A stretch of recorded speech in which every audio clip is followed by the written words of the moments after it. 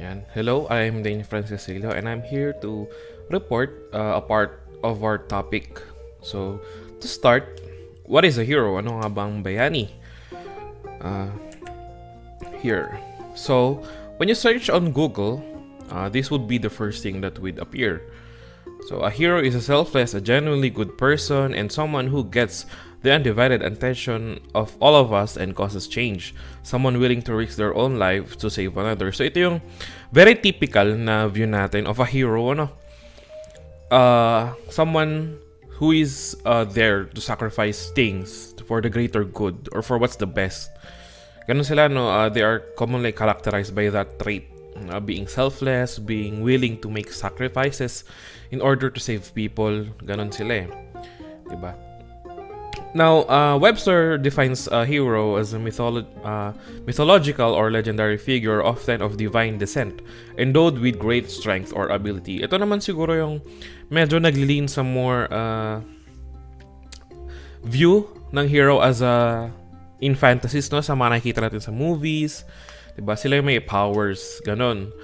And with powers, diba, syempre, they can make change. Pero, it's not ano naman eh, kumbaga, to be a hero you don't need power, you just need to have will, diba, and commitment to make changes kasi that's what a hero is. A hero is someone who wants to make change, syempre for the better naman, diba, ganon siya.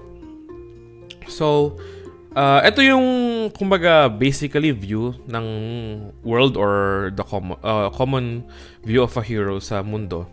Now, syempre, how about in the eyes of Filipinos? Paano sa atin? Paano natin tingnan yung mga heroes, mga bayani natin? So, siguro hindi naman nalalayo yun on how the world views heroes, 'di ba? Kagaya nga dun sa unang definition, they are the people who are willing to make sacrifices, 'di ba? Diyan si Rizal, yung mga national heroes natin, sina Bonifacio, 'di ba?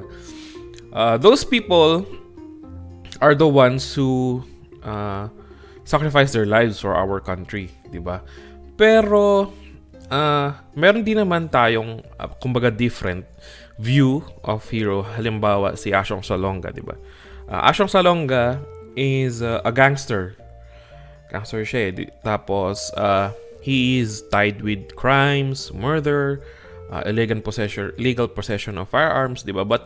But the locals all still considers him as a hero. They call him like the Filipino Robin Hood or something. Ganun eh, 'di ba? But kasi being a hero is somehow subjective din naman. May subjective view din ng pagiging hero, 'di ba? Sometimes even though may kamalian ka ganon, you can people will still view you a hero if you kung may magagawa kang something na ikakabilib nila ganon. There will still be a chance that you will still be proclaimed as a hero, kagaya nga ng example ni Asyong Salonga. So medyo doon tayo nagdi-differentiate, 'di ba? Ng konti sa view ng ibang country sa Filipino context natin. Ngayon, ito ay medyo subjective approach lang naman, no? So when we are going to discuss the objective approach, yan. Ito yung what makes someone a hero. Ito ay according sa ncca.gov talaga.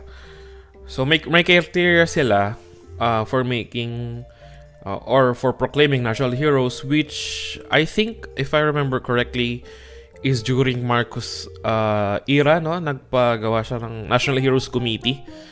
Ngayon, nag-create sila ng criteria kung paano ka magiging national hero ng Philippines.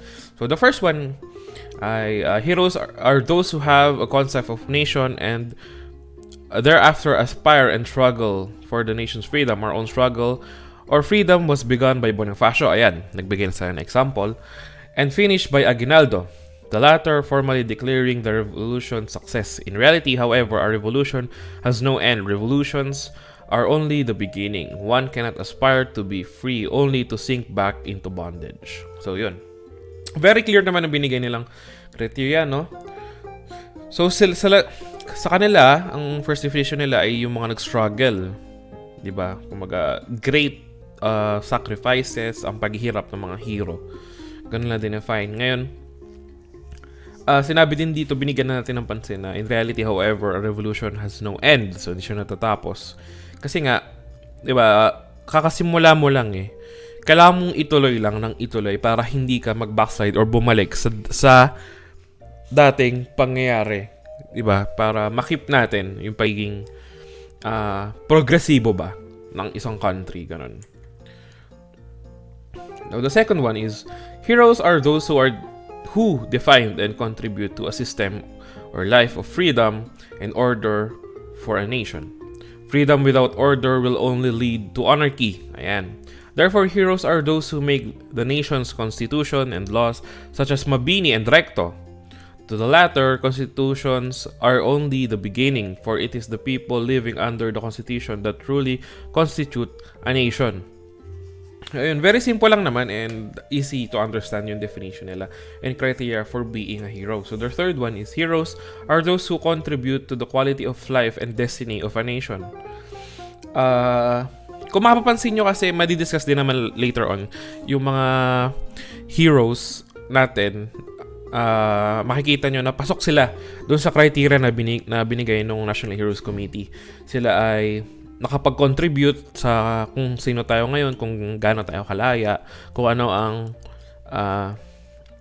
kung gaano natin na enjoy yung freedom natin, 'di ba, as a democratic country.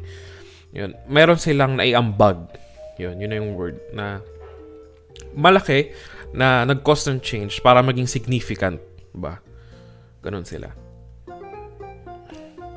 Now, meron din silang additional criteria for national heroes. Now, the first one is, a hero is a part of the people's expression. Diba? Nakatatak sa atin kung ano sila. But the process of a people's internalization of a hero's life and works takes time, with the youth forming a part of the internalization. Ngayon, siguro dito natin malilink yung connection natin sa pagkakaroon ng life and works of Rizal. Kasi para maging ma-incorporate natin kung sino si Rizal sa atin, no? Para mabigay ma-embody natin yung pag-uugali at pag-aasal ni Rizal, kung gaano siya kagaling, at maging kumbaga symbol siya of how to be a hero, di ba? Para we can aspire, we have someone to look up, we have inspiration on how we will improve and who to be. Yung parang ideal person natin. Ganun siya. So, number 2, a hero thinks of the future, especially the future generations. Diba? Futuristic ang mga heroes, kumbaga. Lagi nilang iisipin kung anong magiging result, kung maganda ba ang magiging future ng isang country or ng Philippines. Ganun. Number 3, the choice of a hero involves not only the recounting of an episode or events in history, but of the entire process that made this particular person a hero. Ayun nga, kumbaga, hindi lang nagpo-focus sa dati di ba? Sa previous events, sa isang events lang in history, hindi. Pero yung process, yung kung paano tayo nakarating dito, nagbibigay sila ng pansin, ng diin sa mga pangyayaring yun. Now, the next one is significance of heroes. National heroes embody the values of a country. As they become role models, they reinforce those values most esteemed by a country. Stories about national heroes are often passed from generation to generation. Oral traditions are inspiring and provide legacy and legend for the next generation to aspire to be. So ito ang una kong sinabi, di ba? Kaya tayo may Rizal course, di ba? Kaya siya yung kumbaga national hero natin kasi nga yung values na kasi at saka yung contributions niya sa ating country, they are very big and really made the difference. Ganun siya. And karapat dapat siya na tularan ng bawat Pilipino na kailangan, o siguro maiisip din natin na someday we will be Rizal, diba? In our own ways. Pero hindi mo naman kailangan mamatay para sa country mo to be a hero, diba? You just need to do something good, something for para sa ikabubuti ng lahat, ganun. Ngayon, we don't define heroes by just dying something or for a cause, di ba? Heroes are those people who make a change. Heroes can be you. You can be a hero too, di ba? Sa mata ng maraming tao, o sa mata ng ibang tao, naging bayani rin tayo para sa kanila. If we have done something great for them, if we have sacrificed something, not only our lives, di ba? We can be a hero too. So that's what we need to aspire to be, di ba? It starts with us. Now for the next part. Kabayanihan. What is kabayanihan? Kabayanihan is an individual or a group of people by helping others without in return.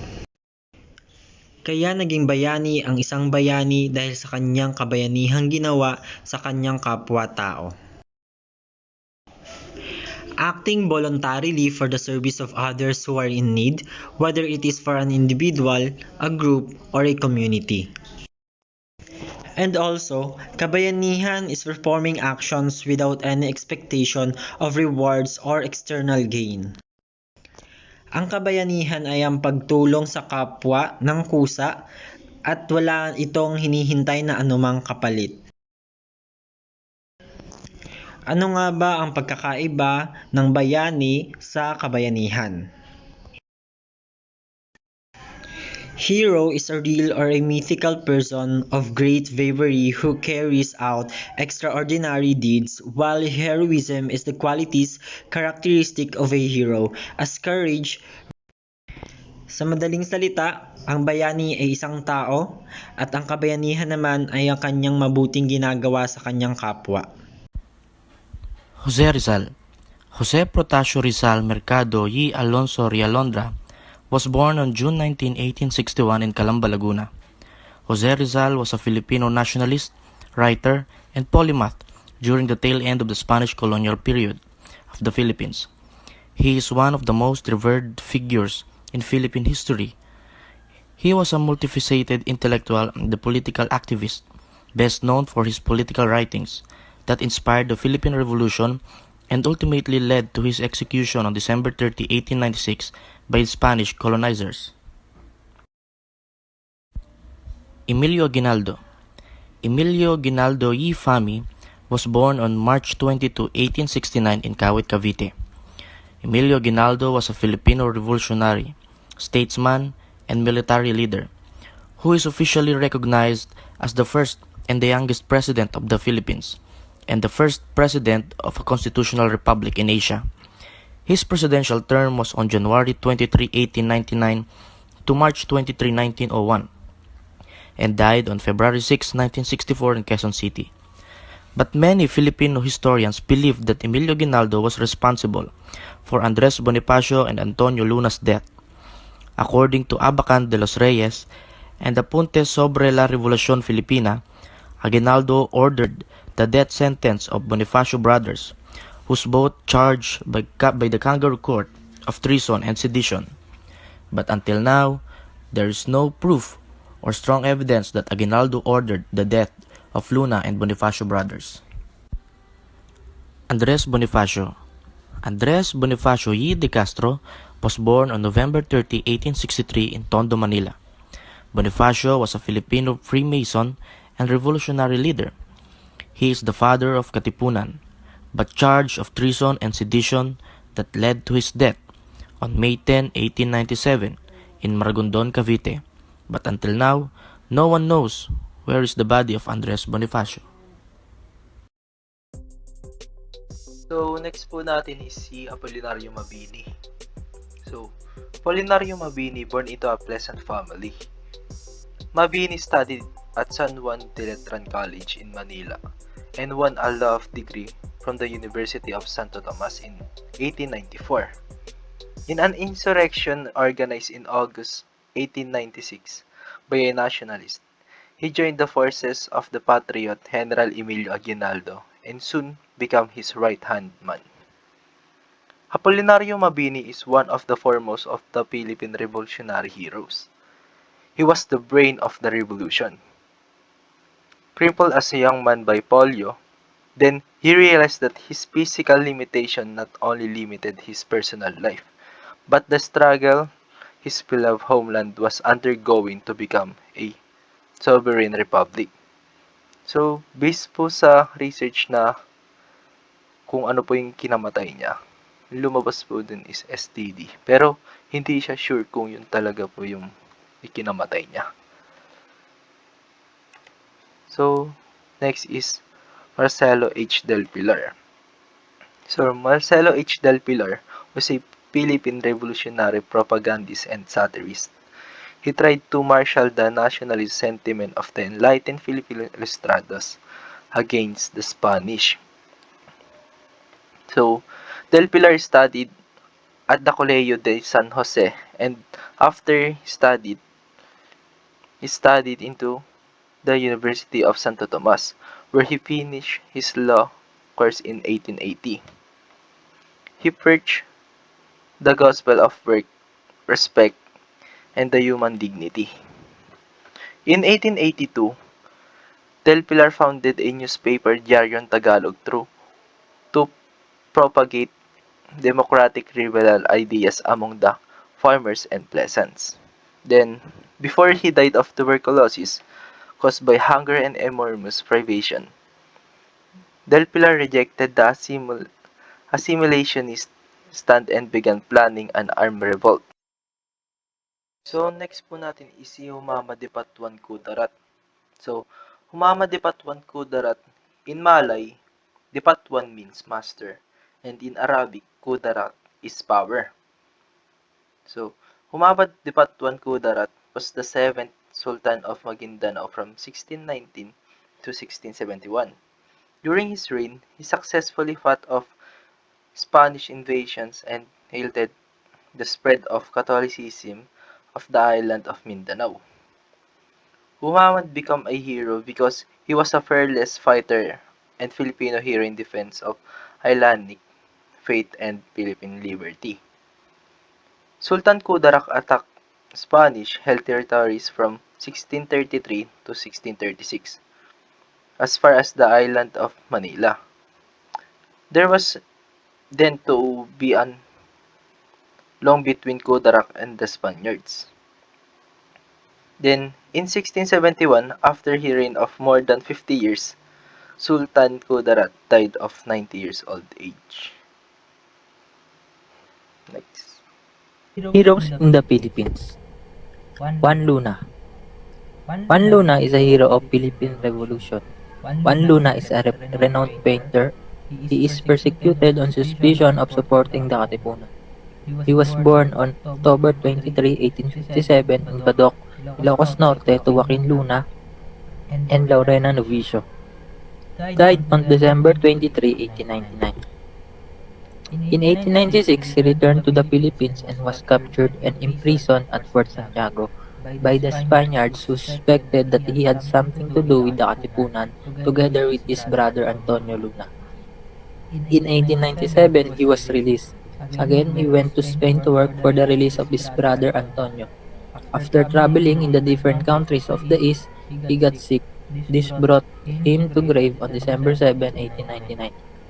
In honor to Juan Luna, a great painter and a patriot, big city in Manila and a school were named by him. Melchora Aquino, well known as Tandang Sora. She is considered as the mother of the Philippine Revolution.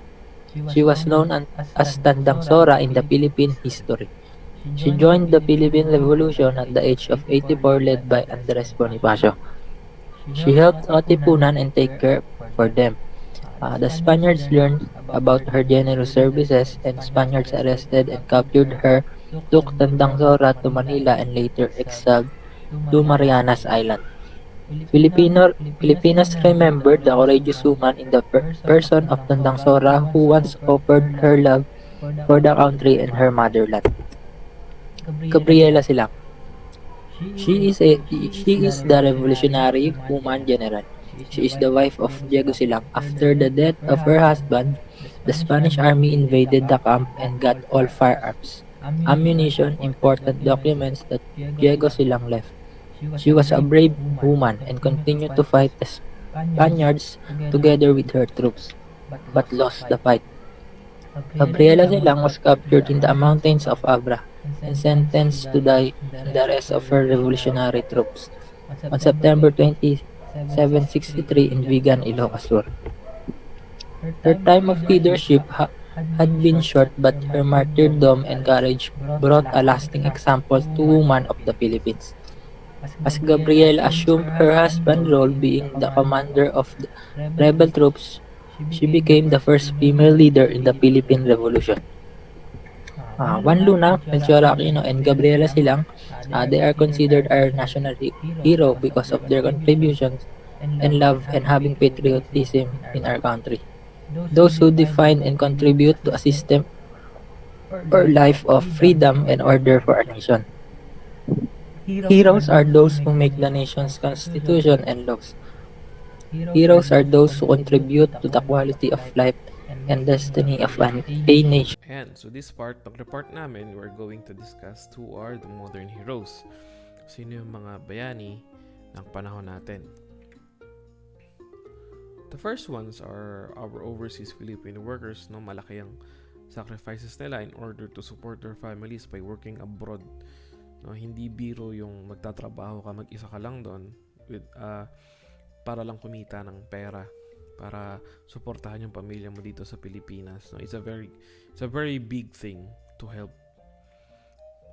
Now the second ones are the frontliners. Ngayon, they're very evident, no, pero hindi, kumbaga, when we say frontliners kasi the concept or the narrative lang that we see are the healthcare workers, but there are also delivery riders, no, guards and sweepers and cleaners, mga janitors, no, lalo lang sa ospital, exposed din sila sa hazardous wastes, no, na nililinis nila. So we can really consider them as one of the modern heroes ng panahon natin. So, syempre, next naman, ating healthcare workers, no? Walang kapaguran kahit ang mga shift nila ay super mahahaba, no? Lalo ng mga doktor, sometimes they have more than 24-hour shifts, no? It's very tiring, pero nandun yung commitment nila to help. Nakakalungkot lang no, na kahit ganon, yung mga nurses natin and medical technologists natin, no?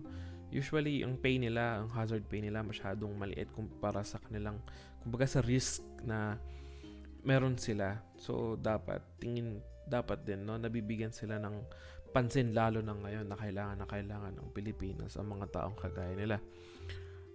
Now, next naman, syempre, your parents. Sila siguro marahil yung pinakaunang naging bayani para sa inyo, di ba? Those are the people that will always be there for you, will support you no matter what. And the people that will always give you unconditional love, those will be your parents, no? Syempre, ikaw. We are all heroes, no? In our simple ways. You know, you don't have to sacrifice your life. You don't have to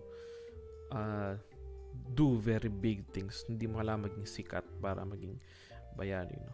Siguro, there are people there na para sa kanila, naging hero kanila because you saved them, di ba? Para sa kanila na you did something. You did make a change for them, no? Hindi mo kailangan na very big thing, but at least you did something for them, no? That's what it matters. Yung meron kang sense of compassion for other people, and that's what makes you a hero.